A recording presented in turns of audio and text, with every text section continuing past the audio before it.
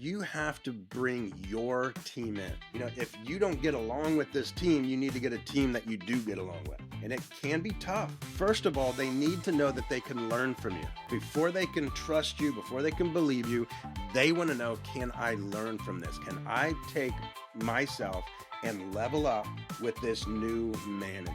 If you're in a results-based environment, meaning that you don't have a week to have results, it's daily. And so you have to keep the pressure on the sales team. And so a little bit of that push, sales teams want to know that you have their back. Those types of things are what truly makes a sales leader. The other thing, when people say they work for me, you work for them. My job is to make sure that they have the tools, they have the knowledge, they have everything they need to go and run that appointment. And if not, then I have failed. You are listening to the Best Sellers Podcast, presented by Doug Dvorak, where the focus is elevating your sales game. The Best Sellers Podcast, your ultimate destination for winning sales strategies. Good day, Best Sellers Podcast community, where sales excellence takes center stage. I'm Doug Dvorak, founder and managing principal of the Sales Coaching Institute. This podcast brings you face-to-face with the brightest minds shaping the world of sales, sales leadership, and sales training today. Each episode features live, thought-provoking conversations with trailblazers, industry experts, and top-performing professionals who are redefining what top-performing sales teams are doing globally. Our guests bring deep expertise that create the perfect platform for uncovering actionable insights, proven sales strategies, and powerful stories that inspire sales growth and transformation. If you're ready to learn from the best, sharpen your skills, and elevate your sales game, you're in the right place. Let's get started. My guest today is Chuck Thokey, head coach and CEO of Top Rep Training in Dayton, Ohio. Chuck, how are you? Good to see you. I'm doing really, really good, Doug. I'm excited to be here with you and everybody else watching this. Yeah, just a little backstory. About 2 months ago, Chuck and I were speaking at an event in Indiana and got to meet him, see him present, and really was enthralled by his really great world-class process of working with organizations to create A players. Because as we shared, A's hire A's, B's hire C's, and C's put you out of business. And I know you and Top Rep are really committed to working with individuals. You were so kind that you drove me 1 hour to the Dayton airport, and we really got to know each other. So it's a high honor and privilege. Let me give a little backstory to you, Chuck, as the founder and CEO of Top Rep. You've got a deep understanding of the intricacies of sales. You've consistently, and as we speak, are empowering sales companies, organizations, teams, and business owners to achieve and also often exceed their ambitious revenue goals.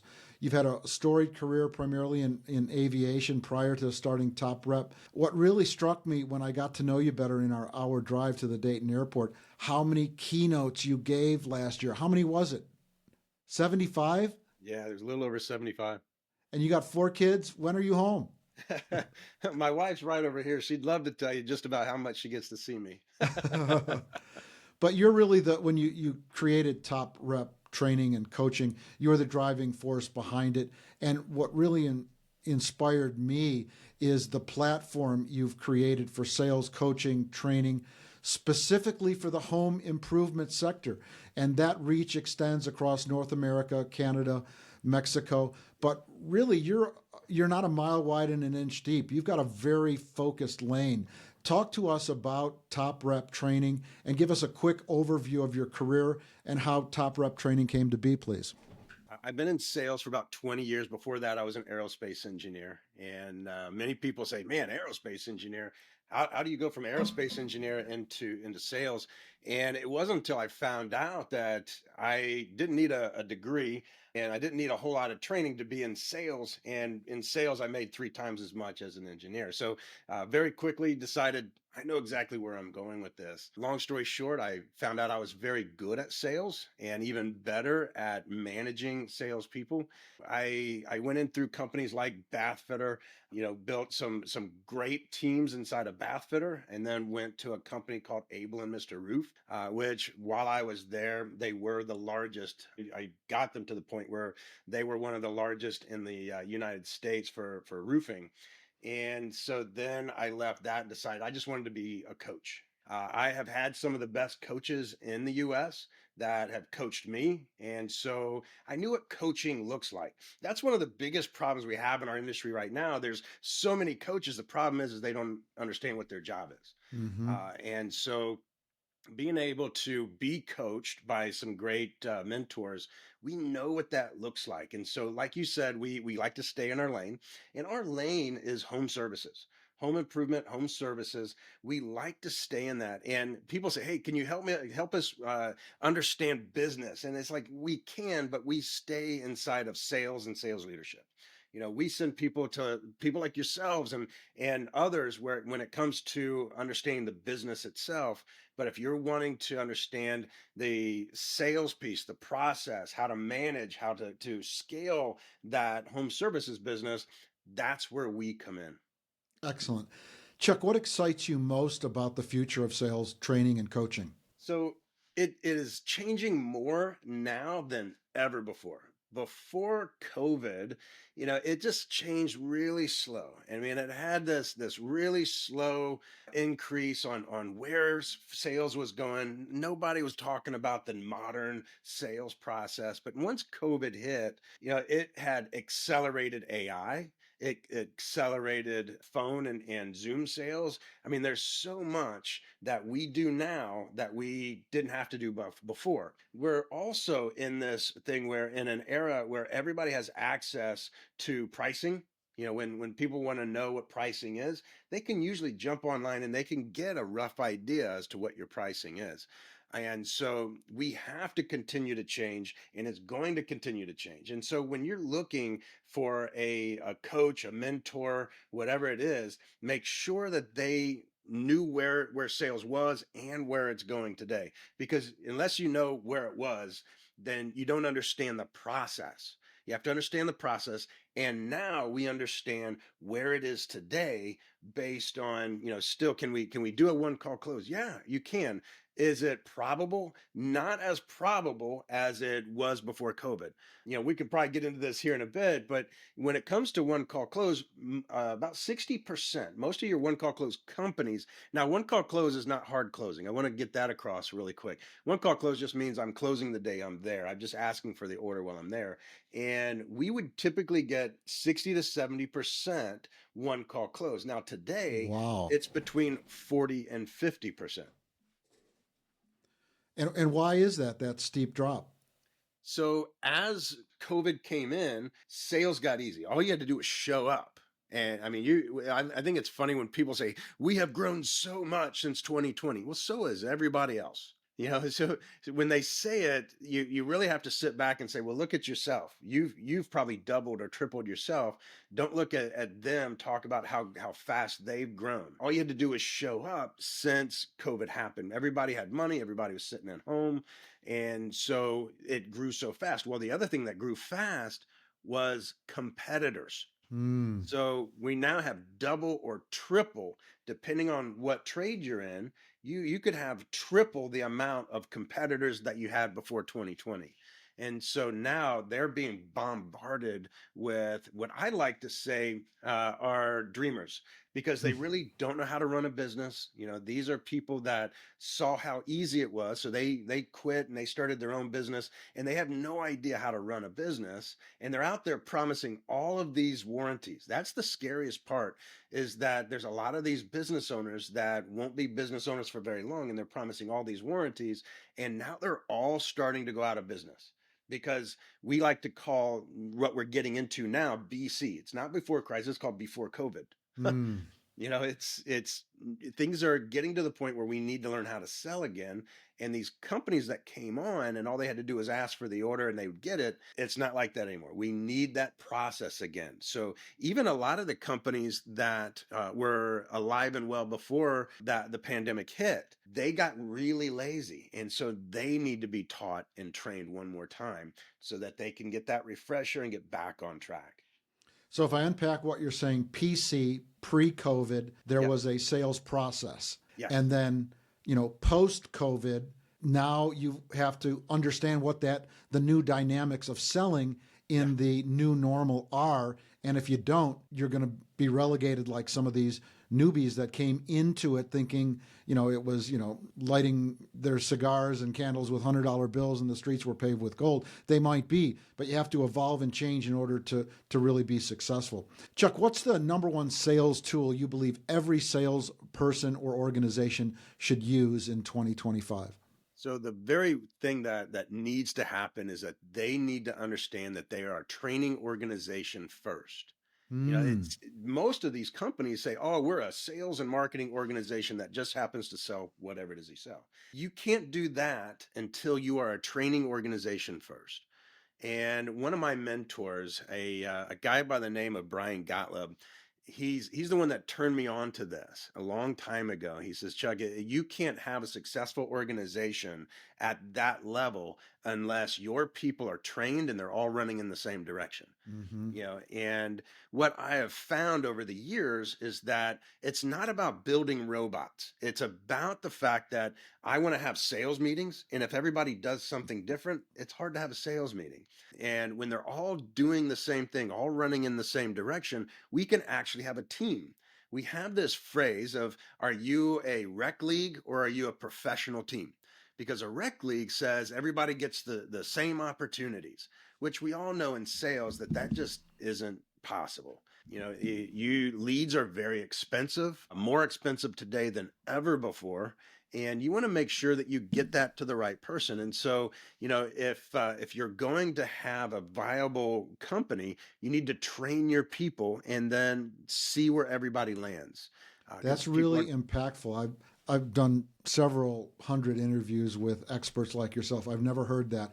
That's really so. Regardless of what business you're in, inside sales, hybrid of inside and SDRs, AEs, really you are a training and development organization first. And then did you say? I love that. Are you a rec league or what?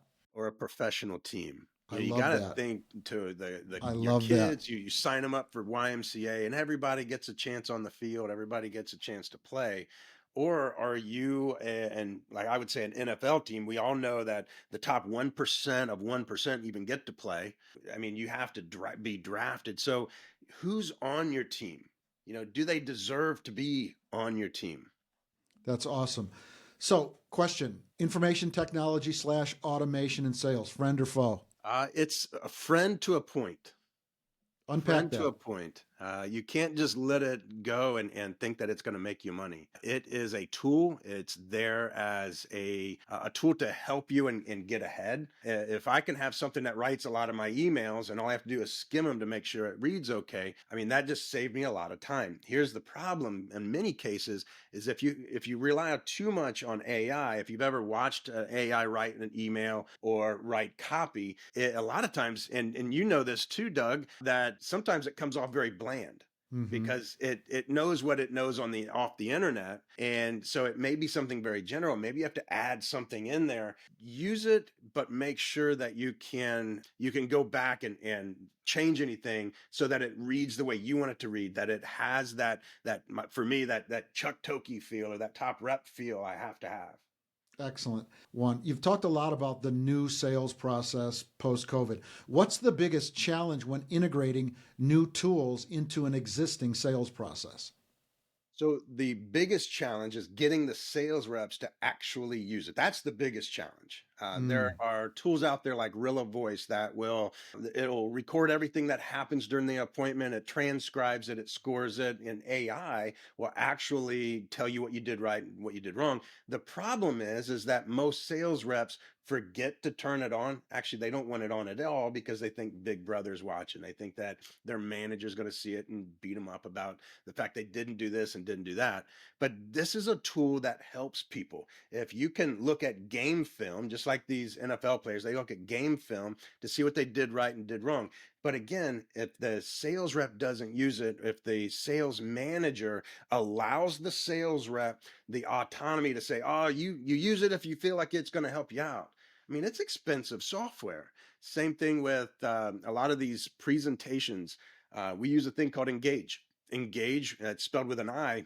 It is a interactive way of showing a presentation, and there's so much that you can do on this software, and you can even do it through the internet. You can send it out through a text or do it right there in front of a homeowner. But again, there's a reason why we put the analytics on that type of software. We don't, they do. They put analytics on there so that we know who's using it, who's not, and we can find out why. What is it that you don't like about this? Why aren't you using it? The biggest problem that you'll see is that it's the sales manager. It's not even the sales rep. It's the leader. It's the owner, because they allow them to pick and choose. If you're going to spend the money on all this technology, put a process in place and make this part of the process and make it non-negotiable. Excellent. CRM, customer relationship management, essential or overrated? It's essential as long as you use it correctly. As most know about CRMs, garbage in, garbage out. And so if you have a place where your sales reps can put data into, let's say that there's a lead in there, and once they run that lead, they have to get on and put notes in there so that, obviously you spent money to put that data in there. They need to make sure that they put the data in as far as what happened during the appointment. Now, what we suggest is if you use one of these, I'm going to give you a secret that if you don't want to spend the money on a lot of these recording devices, is to go out and get this thing called Plod. It goes on the back of your phone. It's just like What's it called? It's Plod, Plaud, I think it is. And it like attaches to the back of your phone.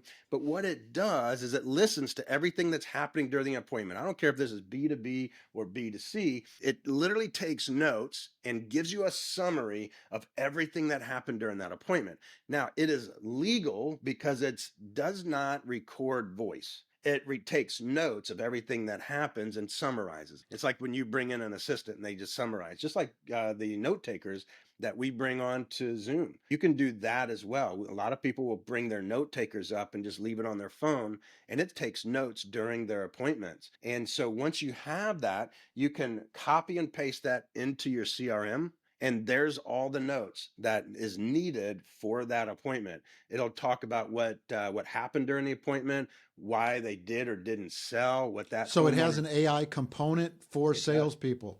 Yeah. What is the cost of that for our listeners? I want to say you buy it for like $49, and I think that the subscription is like, I think it's like $20 a month or something.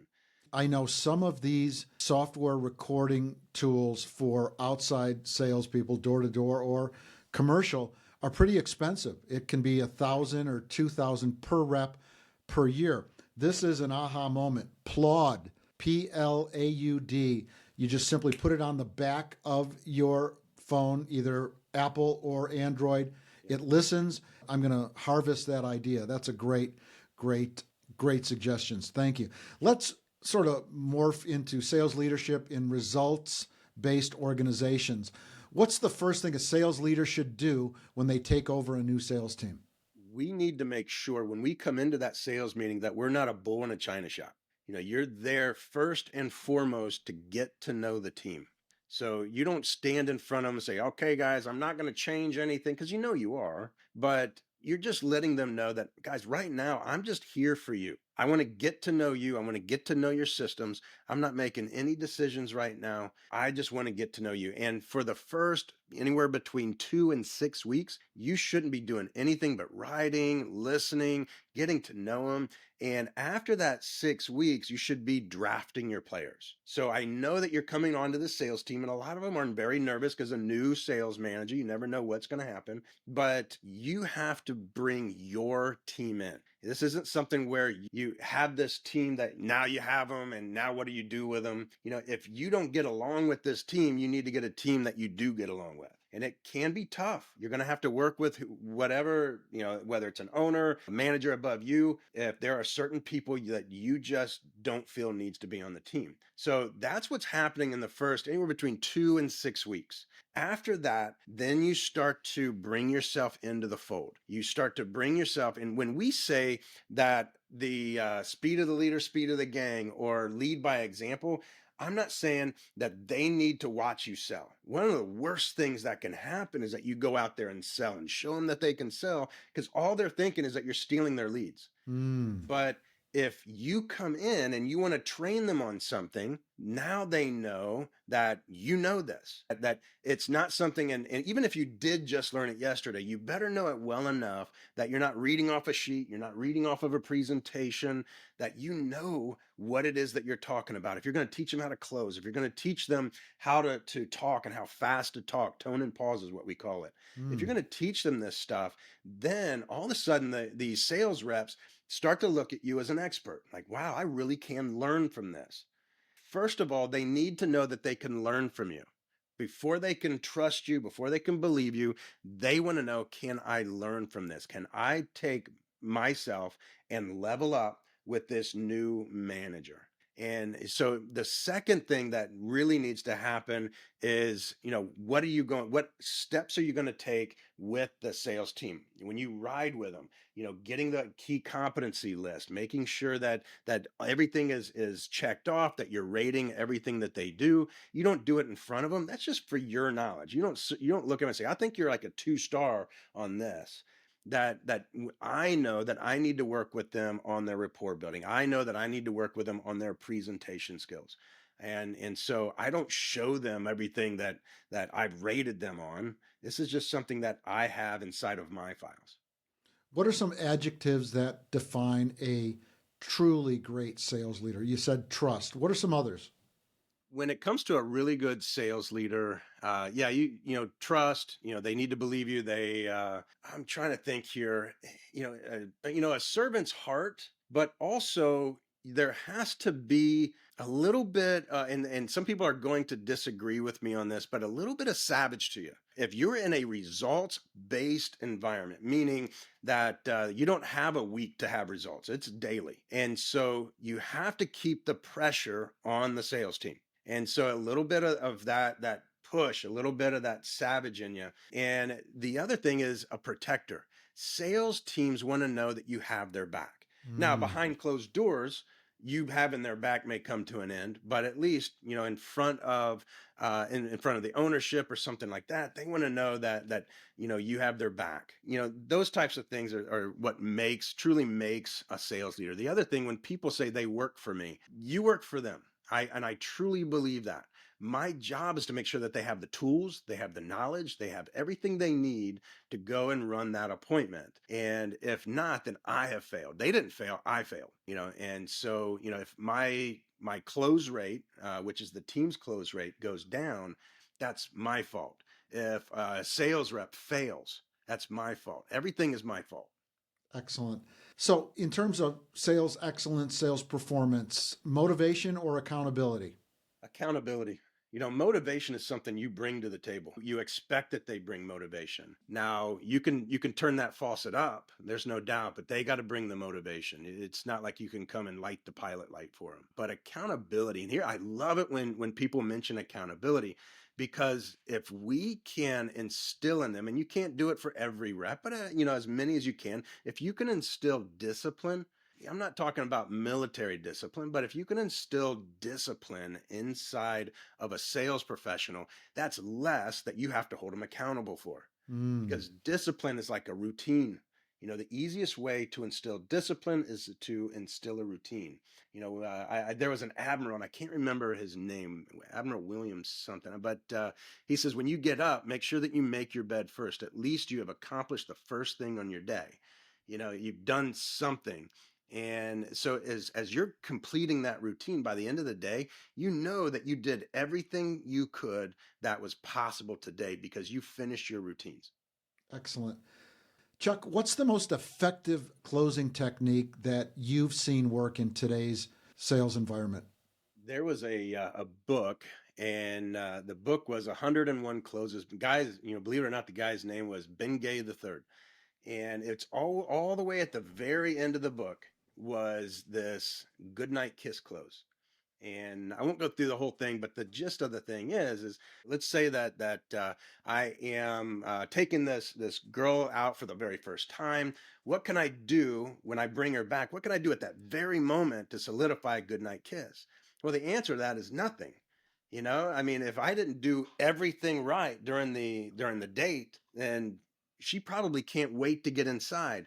But rewind this, and if I, brought flowers and let her, opened up the door, paid for whatever it is we did that night, I did everything right, had great conversation, did everything right throughout that evening. And we finally get to the door, that I don't have to do a whole lot to get that goodnight kiss. So when we think of what we do in sales, it's not always waiting until, am I that master closer? That's why this is called top rep, not master closer, because master closers are only good at one thing, closing. And usually the homeowner doesn't feel very good after they deal with a master closer. And so for us, we want to make sure that you've done the whole process right.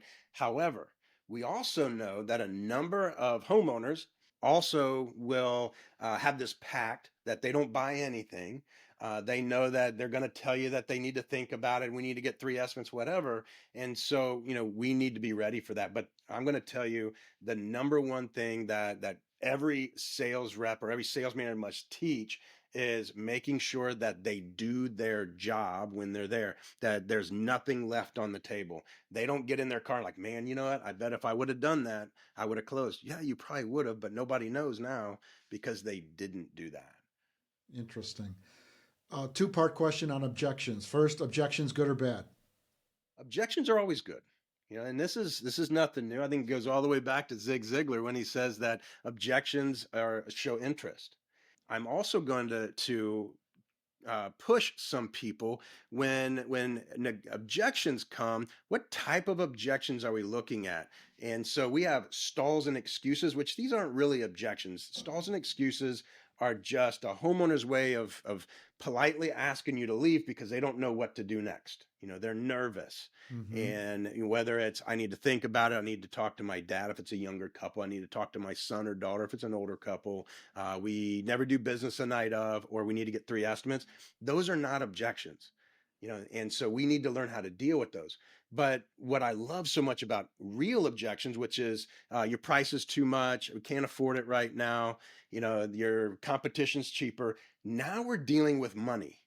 When we're dealing with money and that homeowner steps into the negotiating arena, now I am able to ask them, hey, if what you want is better pricing or better terms for me, then I should be able to ask something of you. And usually that thing that I'm going to ask of you is that if I can do that, that we're going to go ahead and move forward with it. And before I share these favorable terms or that better price, I want to get nailed down that, is this something you can do? Is this something you do want to go ahead and move forward with?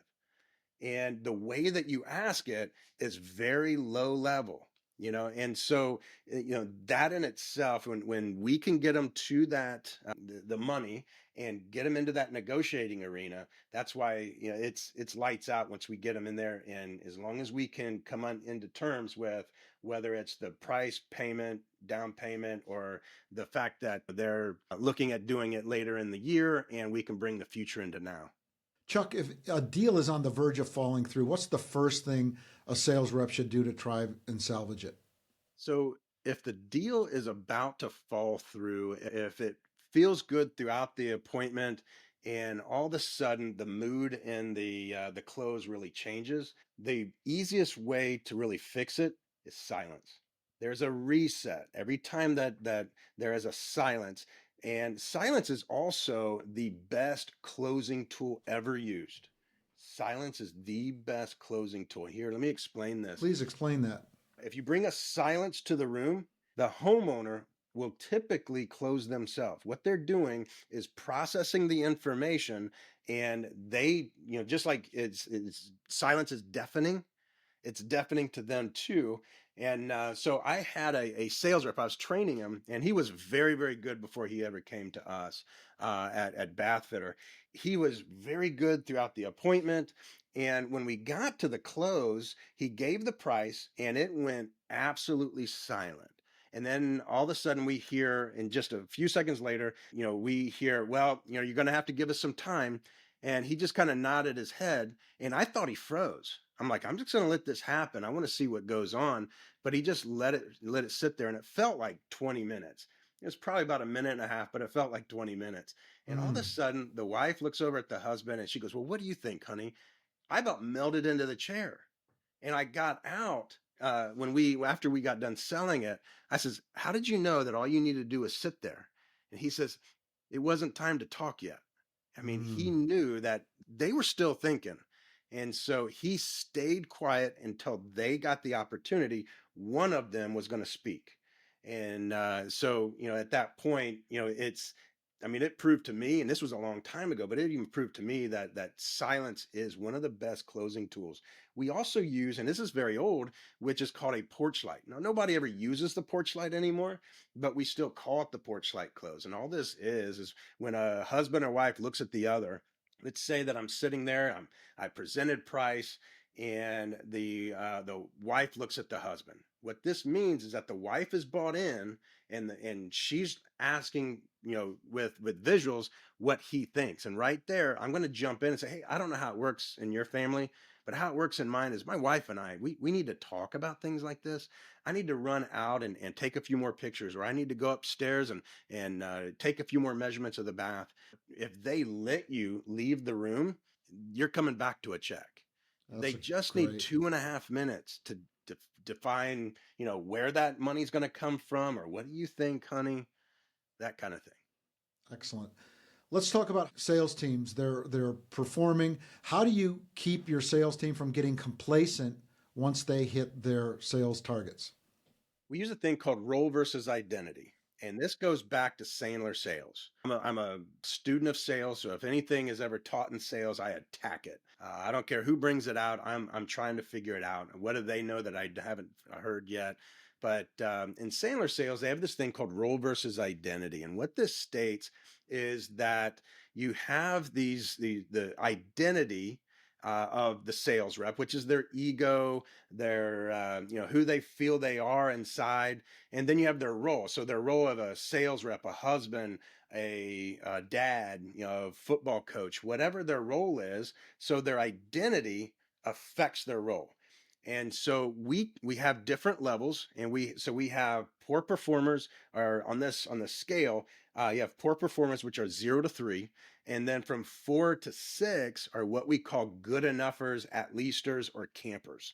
Now, those are the people that are just like you're talking about. They get complacent. It's good enough. Their motto is I might not win all the time, but at least I don't lose. We have a lot of sales reps that they'll get to like their 80,000 or 100,000. Like, man, I got my goal, and they're just going to coast. We have this exercise we do with sales reps, and I ask them, I says, all right, let's just say that this sales rep is used to making $5,000 a month, but on this particular month made $11,000 by mid-month. What do you think is going to happen to that sales rep? And everybody's looking, they're like, he's going to coast. He's done. I'm like, yeah, depending on where in the scale he is. Now, if he's Mm-hmm. a winner, which means they're 7 to 10, if that's their identity, it doesn't matter how much they've won. They don't start counting their dollars until the end of the month. Most of those people, they keep score, but they really don't know how much they've earned until the end of the month. And so again, if you have somebody complacent, that's what we call an at leaster. And so, you're on that scale. We want, when we hire people or when we bring them in, like, look, you're not always going to be a winner. At some point, and this weekend, I came down with a very bad sickness. Trust me, I was a poor performer all week. I didn't leave the bet. If there are times when you start your day and you hit your toe on the edge of the bed, the water's cold, nothing seems to go right, you need to call your manager and say, you need to rearrange my calls today. Excellent. For whatever reason, I'm just not there, and I'm just going to coast today, and do the company a favor and turn your appointments over. But that's where complacency comes in, is either you're a camper or a climber. You have to determine that, and then you have to put yourself there. We have a thing called a pre-shot routine. So it's what you do on the way to the appointment. I have some people say they pray, some people say they meditate. Hopefully they pull over first, but Hmm. they listen to music. I have certain music that I listen to on the way to a speech, on the way to a sales call, whatever it might be, and it gets me in the mood. It gets me in that winner circle up here, and so that by the time I show up, man, I am ready to go. And so whether I had a bad morning or not, I know for at least that 90 minutes, I am keyed up and I'm good for the next 90 minutes to, however long I need to be. Great. Chuck, how do you balance coaching individual reps versus leading a sales team? The coaching an individual rep is really getting to know the rep individually. The whole role versus identity is a big piece of it. The other thing is what we call the sales rep matrix. So it's their attitude versus their skill. And is this a superstar that I'm already working with and we just need to elevate and just keep them there? Is this somebody that needs to be coached and trained? Or maybe they're on what we call the left side of the scale, which means either I need to advise that we need to let them go, or they need an attitude adjustment if their skill is up but their attitude's bad. When I'm working with a sales rep, we don't we don't patronize them. If I get somebody with an ego, and everybody has an ego, what I'm talking about is a severe ego, somebody that shuts me out. That every time I try to teach them something, oh, I know that. Yeah, that's what I do too. I'm going to shut it down right there and say, look, it doesn't look like you're looking to learn anything today. I think you're just checking off a box today, and I could be using this on somebody else. Is this something where you actually want to learn something, or you just want to tell me how great you are? At some point, you do have to call out the person that you're working with if they're not coachable. But if they are coachable, then you have to pour everything you got into them. But you can't just sit there and talk. You need to find out, where are those gaps? What is it that's going to move the needle the most? That's the first thing that we're going to work on. And then we're filling in stuff from there. But there's something that they need help on. We say in Top Rep that you're just one technique away from being a superstar, and that's what we're looking for. Excellent. Business has cycles, so does sales. But how do you ensure consistent performance, Chuck, during tough times or market downturns? Again, that's why we use a system, and it's those consistent reps that make you money. Even though it's called Top Rep, it's top reps will drive you crazy because they're like this. It's those consistent reps that we hug and love on, and love because of the fact that they're usually pretty even keeled. They're always ready to embrace anything you have. And so consistency comes from a system. I early on, I was given a phrase, and I give this to my clients all the time, and it's an easy phrase. Everybody should write this down. It's called stay the course. I don't care what happens, stay the course. It's like when people say hell is a small town, just keep walking. It's a downturn, just keep walking. You're going to get past. This too will pass, as they say. But a sales organization built on a strong foundation of good systems, processes, your master company checklist, every aspect of that sales process, coupled with a fair and equitable compensation program, but also a good sales leader. Great salespeople don't quit companies, they quit bad sales leaders or sales managers. Chuck, what's your go-to tactic for boosting team morale when facing tough sales targets beyond process? Sales meetings and what we call power hours. We like to shelter our sales reps from market conditions and as much as we can. We know that they listen to the news. We ask them not to, but it just makes them want to do it even more. But when we bring them into a sales meeting, my job is to pump them up so much that it lasts for the next 7 days. Mm. It's got to last until the next sales meeting. Now, we also have what we call power hours, and that's very early in the morning, typically from like 7 a.m. to 8 a.m. And what we do is we talk about what happened yesterday, what the entire team. We are a team. That's why we talk about we're a pro team. We're a team.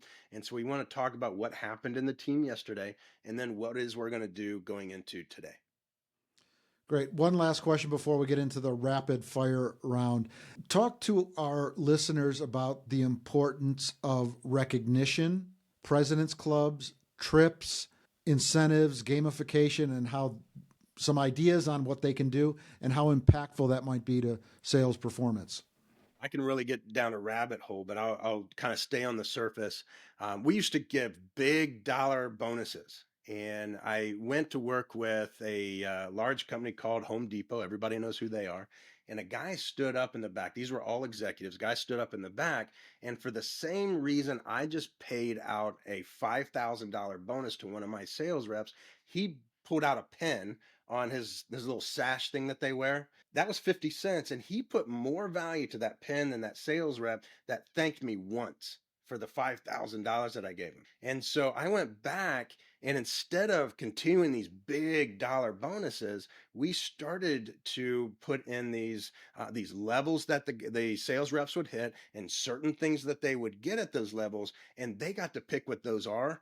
And to this day, it's the best thing that I've ever done in an organization. And each one of these things cost me less than anywhere between $1 and $5. And the guys love them. Like the very first one is a keychain that everybody gets when they sell their first $100,000. And once they do that, they now know that they're on the team.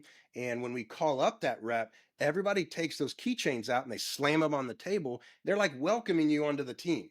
Cool. And it's a big thing that's what they wanted to do. So that's when we talk about recognition. The other part of recognition is don't recognize top reps. They get bored of being called out because it's always the same people over and over. They're the ones holding the belt or whatever it is. Call out what we call climbers. These people that are climbing the ladder. Maybe they started and man, they're really moving fast, or maybe it's somebody that's been there and all of a sudden caught fire and starting to climb. People get inspired by this. They get energized by it. They start clapping. Nobody claps for the top rep. Tim Brown, he's up on top. Right? That's just like last month and the 2 months before that. Nobody in there, they do the little golf clap. But when you have somebody that's inspiring, they're climbing, you want to call them out. Now, you mentioned the trips. And you have to be very careful with trips because there's a meaning behind giving trips.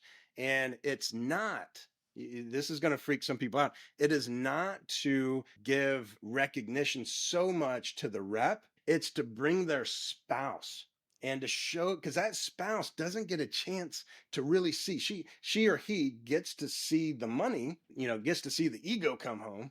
Doesn't always get to see where they really are and how good they are and how much appreciated they are. So when we take them on these trips, we love to have the banquets at the trip.